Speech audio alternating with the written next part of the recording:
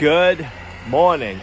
I do believe that is the last load of trees getting hauled out from up back here. If not, there's one more. But that is exciting. They have moved their landing down over here, and they're going to be working on clearing the pasture area. We're going to be keeping an eye on that to see how much of that we want to cut and how much more we want them to cut. So I'll probably be running back and forth at least once down there today to check everything out like we've been doing.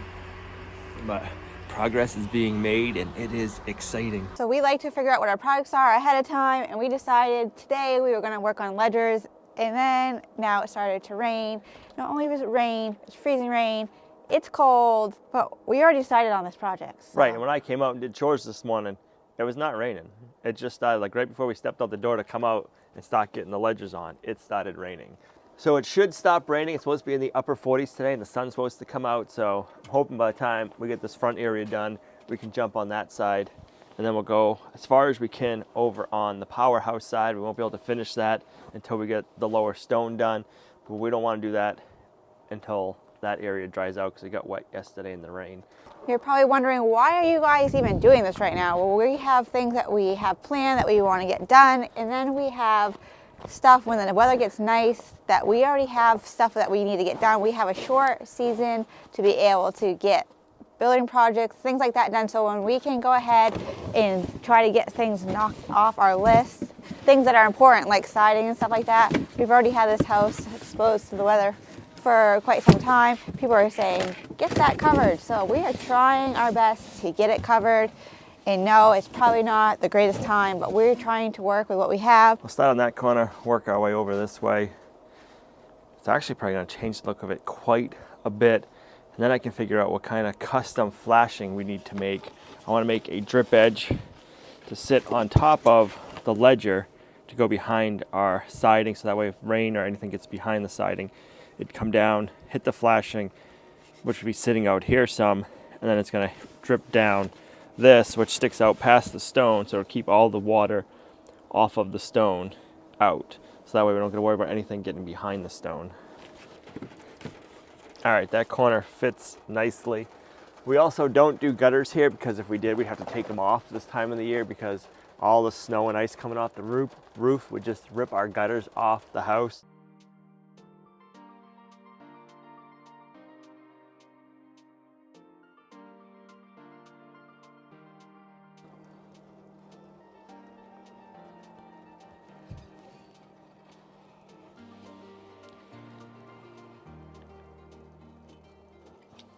So I've been seeing in the comments quite a few people wondering why we're doing gemstone and not real stone or a different fake stone.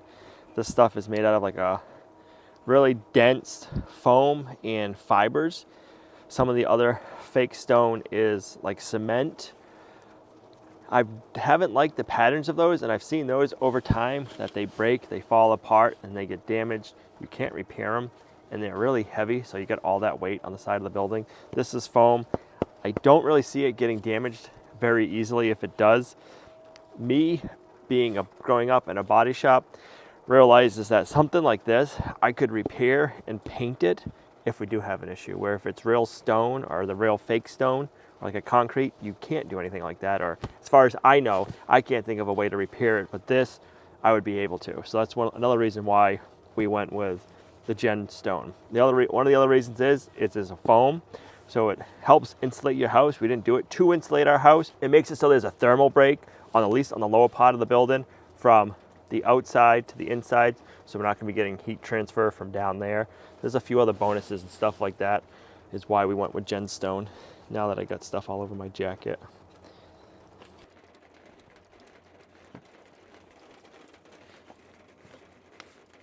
So we face screw these, and then once it's warmer out, we can come back. We have caulking that we can color match, and we can fill it in and we can texturize it so you won't see the screw hole. And I'm also got a screw that's as close to the color as I could get.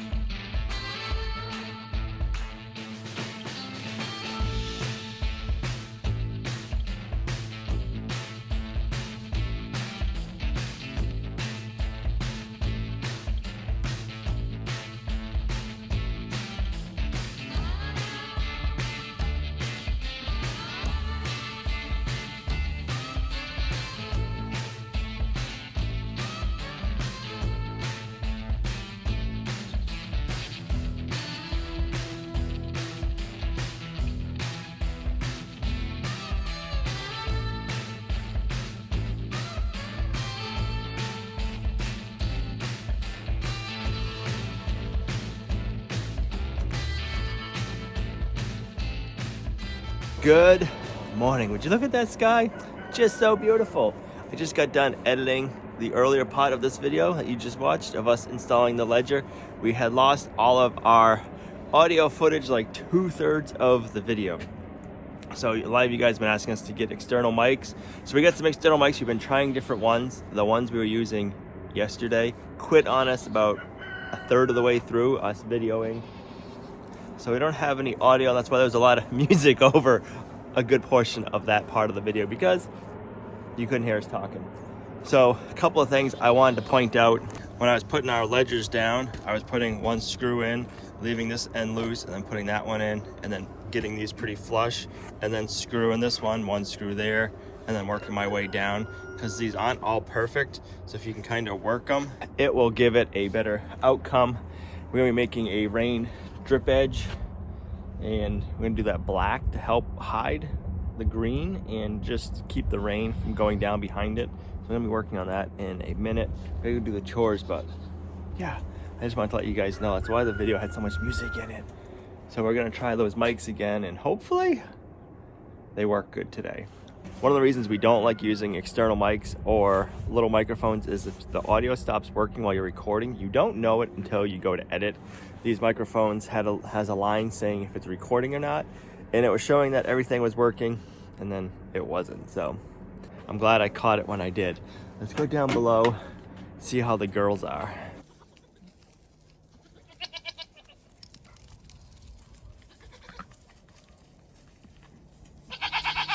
The girls are full of spunk this morning and loud. I think it's gonna be a noisy day in the homestead today between the goats and the logging. This is the first night it didn't get below freezing, and I think the goats are enjoying that. It is like 40 degrees out right now, and I'm pretty sure this is the low it was all night long. So they are happy. They've been out here waiting to get fed for quite a while. I can see them from in the house, and yeah, I was surprised how early they were out here. It was like 5 a.m. and I could see them, or I could see their shadows of them out here. Huh, Hope? Huh, girls, you're liking this warm up, aren't you?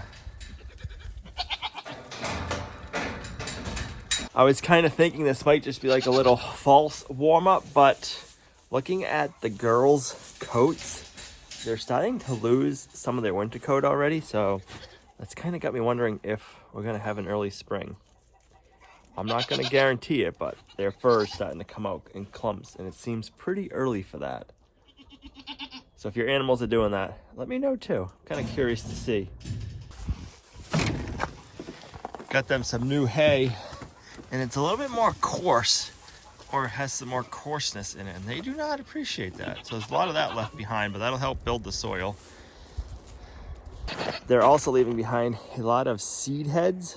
So that'll be extra seeds for the soil to grow, and that'll give us more pasture grass and different kinds of pasture grasses. So them not eating all the hay or making a mess of it isn't a total loss. We just gotta turn the problem into something that we can work with. Good morning, boys. Why are you both sticking your tongue out, huh? You want your hay?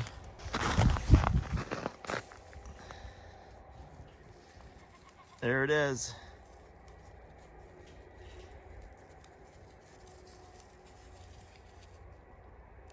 I think this warmer weather is going to have all the animals full of spunk today. I don't know why Camo and Little Man are both sticking their tongues out.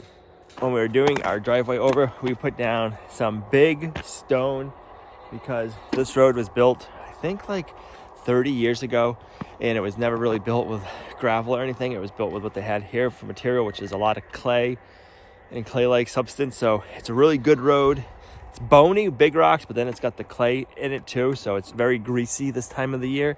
So we put the big stone down, hoping that having all the heavy equipment in would help pound it down, and they are doing a good job. I didn't want to use small stone, because if I would have used small stone, it would have just got like lost in the clay, and it would have just all mixed together. Where if you do the bigger stone, it'll mix in with the clay, but it won't sink completely. So by the end of this spring, I'm hoping to have a really good, tough road. Let me show you what I'm seeing. This right here is starting to mix in really good. That up there is still just sitting on top a little bit, so I'm hoping we can get most of the road to look like this, and then a lot of that stone will be driven in good. And then at some point we can put some thinner or finer stone on top, like a ledge pack, and that'll help pack into the big stone that we have, and it'll just give it, this big stone will give it a good base, and the fine stone will make it nice for plowing and driving on and keeping it smooth.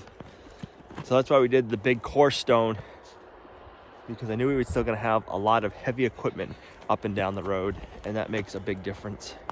I'll have to take a walk down there later, but they're working on cutting out that pasture.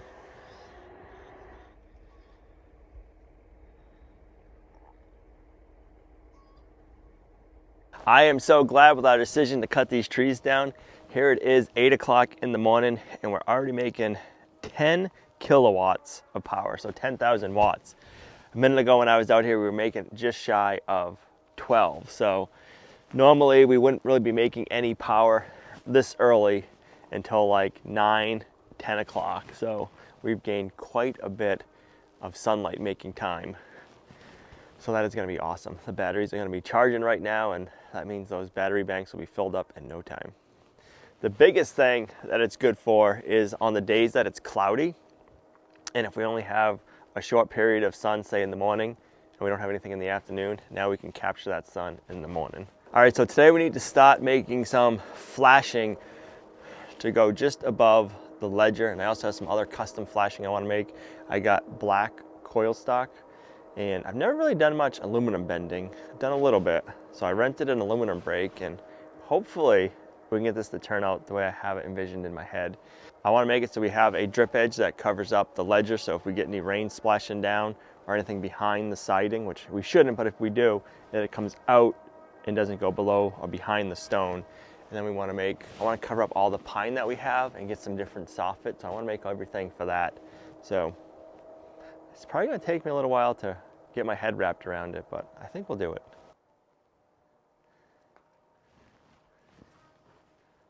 All right, so we got to make a bench so we can cut our aluminum stock. I'm just trying to figure that all out.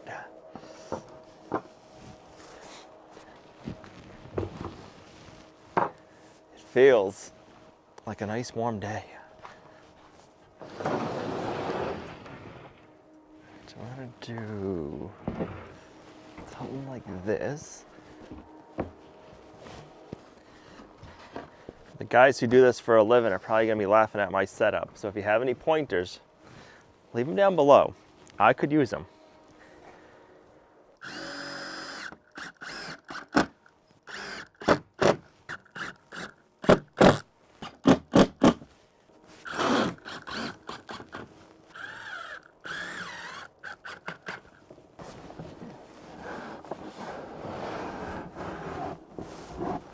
I'm sure somebody has a setup that you probably can even just put it on the brake and it like unrolls it.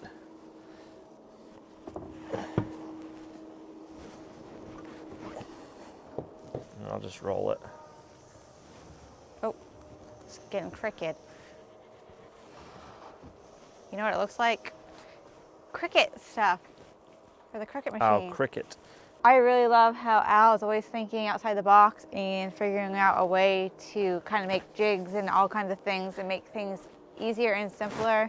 Sometimes it might be a little bit harder to figure it out, but once it's done, it makes everything so much better, so much simpler. So we're gonna cut off just a little piece, and I wanna brush up on my skills, which isn't very much. I've only done a little bit of bending, but get it brushed up on it, figure out how we want to make that drip edge, and then just go around and figure out how many 10-foot sections we'll need to do the whole house and get that all done. And then what I'm thinking is once we get it installed, I'll put zip tape over the top of it too, so it'll be sealed. That's kind of what I'm thinking right now anyways.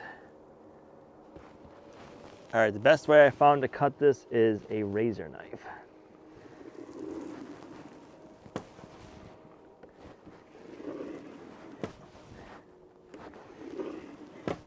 Once you have your lengths cut, it's just starting to come back to me. Once I have my lengths cut, this thing has a cutter if I can figure out how to use it, but if it doesn't, when you get your lengths cut and you put them in there, you can use your brake as a straight edge to run it down the length of it. And then once you have it cut a little bit, maybe I didn't Squirt enough.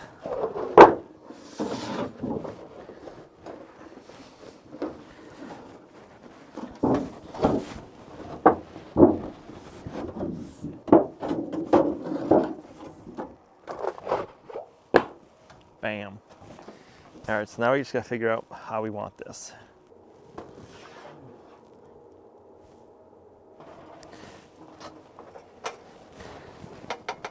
All right, let's see. Yeah, there's gotta be a way to lock that. Because when I'm picking that up, that's not staying locked. The other one I used, you slid the handle over and it locked this in place. This one's gotta have some way to lock it.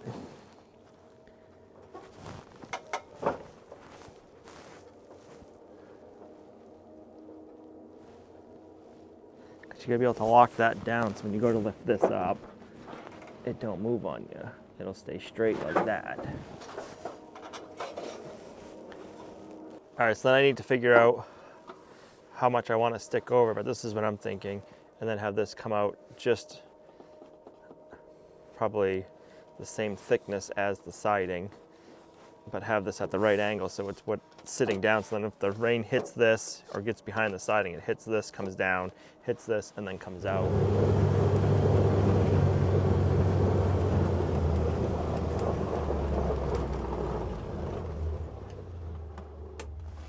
All right, I had to go down below and get a piece of siding so we can know how much to make this flashing. And this is the first time we're actually gonna see this siding up against the house, and same for you. We've seen this on other buildings and we've seen small samples of it, but not here, so this is exciting. All right, ready to see what this color looks like? So here it is. We do this and then that. Can you get some more so you No. can see it better? No. It looks really good with that stone. It pulls that other color out. It does. I think it looks more red up against too. So we do need to take this to the paint stone. We gotta get some paint matched. Because like when we cut edges and stuff, we gotta seal them up with paint. Oh. So we'll bring this to the paint store, get some paint matched up.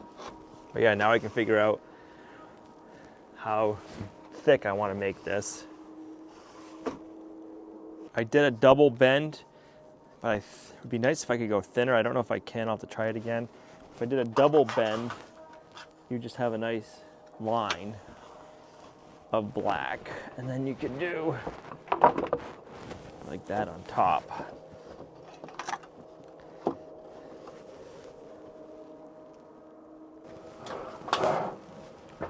You still need to have something that holds that tight because it can move on you. All right, so we've been spending the last half hour trying to get this aluminum brake figured out. The handle before would only come to here and then it would stop. This was down all the way, but it wouldn't go like this. This coming like this is the lock. All of these adjustments were adjusted so that this wouldn't move forward anymore. So now we have it so it'll come forward, but now I gotta fine tune, adjust it so when it's like this, that this stays in. So now I'm just trying to work each one of these. All right, that's pretty close. I like that. And then come over here, lock that down, and see how I can move it. It's not supposed to do that. Okay, that's good.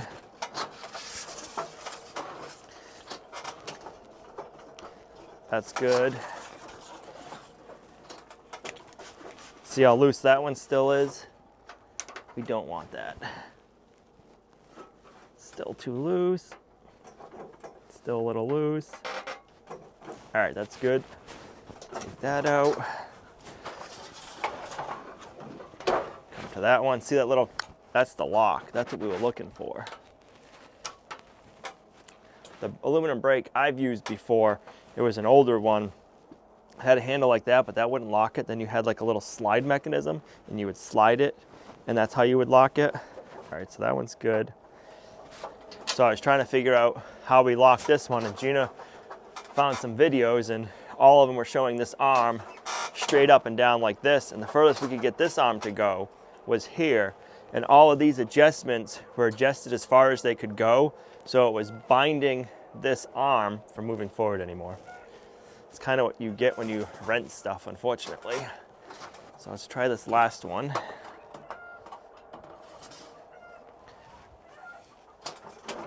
Locked, I like that. That one's pretty good. A little loose.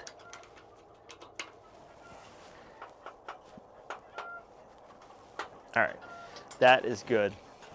And the reason, hold on. The reason you want to be able to lock this in is you want to get everything in, get your measurements nice and straight and square, and then when you go to bend it, if it's not locked in like that, this will have a tendency to slide in and it'll make everything off on you. If it's locked in, you can take it out and everything will be on your lines. All right, so now let me cut this off, see if I can get this bent a little bit tighter like I want to, but I couldn't before because it was too sloppy. Let's see. This one does come with a cutter, which is nice. So you put your piece in,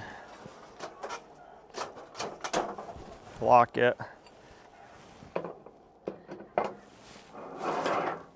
Bam, I like that. All right, that's the closest we can go for the brake to bend it. And then we pull it up, over.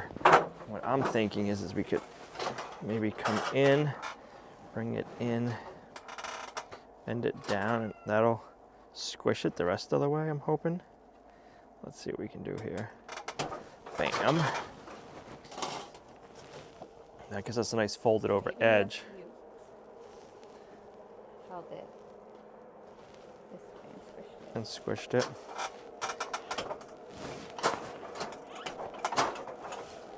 Yeah, it's not perfect, but I'm kind of curious now. What is the smallest I can go this way? I still don't think that it's narrow enough. Let's see. Let's try going.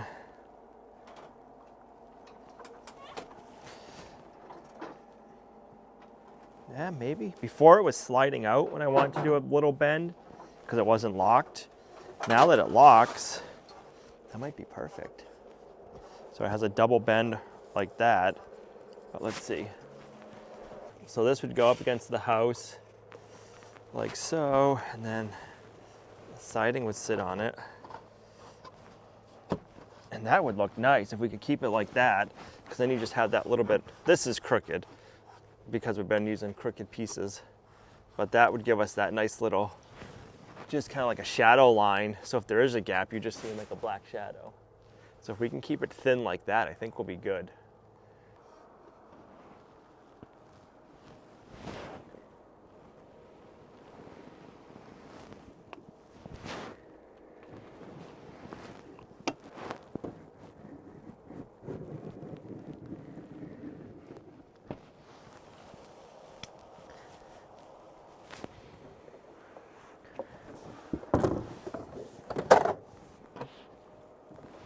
Rip it just like paper after.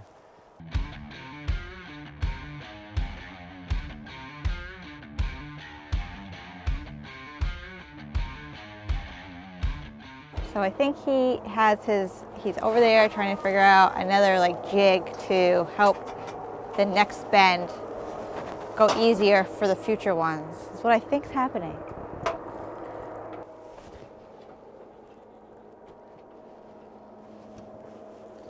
All right, let's give it a try. Nope. Ooh. Nope, it just pushed it in. It didn't want to bend it.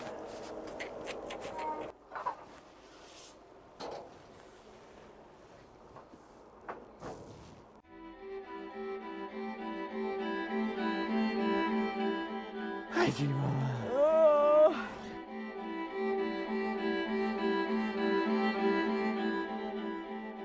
Not happy with it? No, now it's not holding it. Last time this end stayed tight and that end slid. Now this end slid and that end stayed tight. So we're not getting a nice bend. They're all coming at different angles. Tight. tight. All right, let's see how this one goes.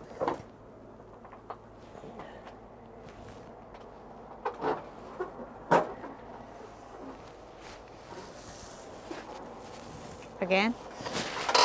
Might have.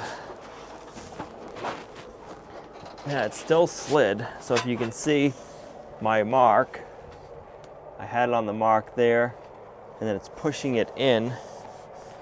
That one a little bit, but not as much. And that one is right on the mark. You can't even see it anymore. So they were all like that, but now it's sliding, and when you're going to pull it, it's pushing this side in and not folding it over. So every piece we make is not the same. We've just been standing back looking over the break, and if we eyeball it, I'll show you in a second, I'm pretty sure that this has been dropped or something, because it's got a bow in it and that side dips down, so I wonder if that's the issue. All right, go for it. So if you look right down this. Straight down. And then that end kind of tips down some. That kind of up a little bit and you can see the rubber part, and then this side is down and you can't see the rubber. Yeah, but it also, I'll have you look again, it also looks like it kicks in.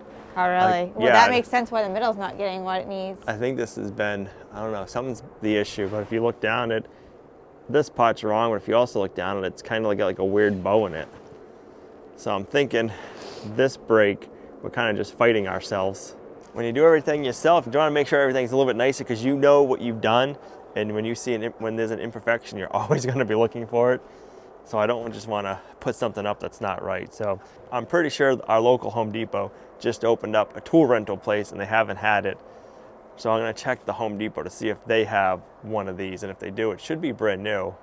Would be my thinking, because they just opened up. I think it was just in January they opened up the tool rental again.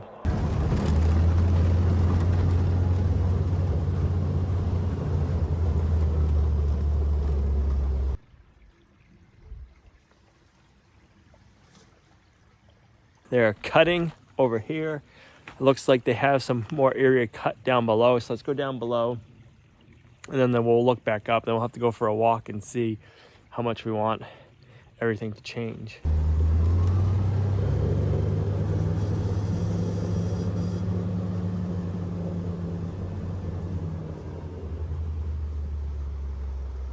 Yep, they definitely got that cut.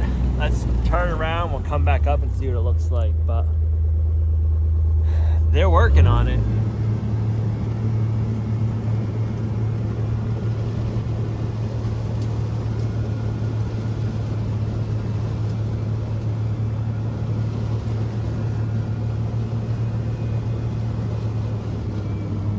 Does that look so different? Holy smokes, I love it.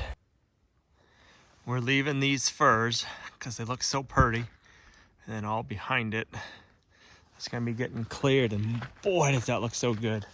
These trees will be coming out. We're just leaving them here for now to keep the sun off the road, so that'll keep the road more frozen.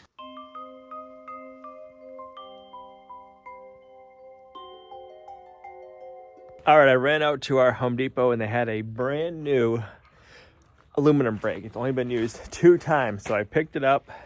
We still have this one. The one that Home Depot has doesn't have a cutter. I'm curious to see if this brake works better than that one, or if it's more user error. We're gonna find out tomorrow. We just need to get everything set up so we can have 2 under our roof, because it's supposed to rain tonight. I don't want anything getting wet.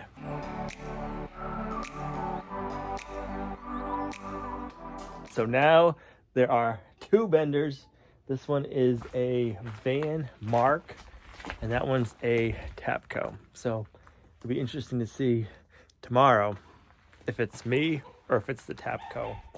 So this is where we're gonna end the video. Thanks for coming along on our journey, guys. You're a huge blessing to us and our homestead. We'll see you right back here in the next video. Bye.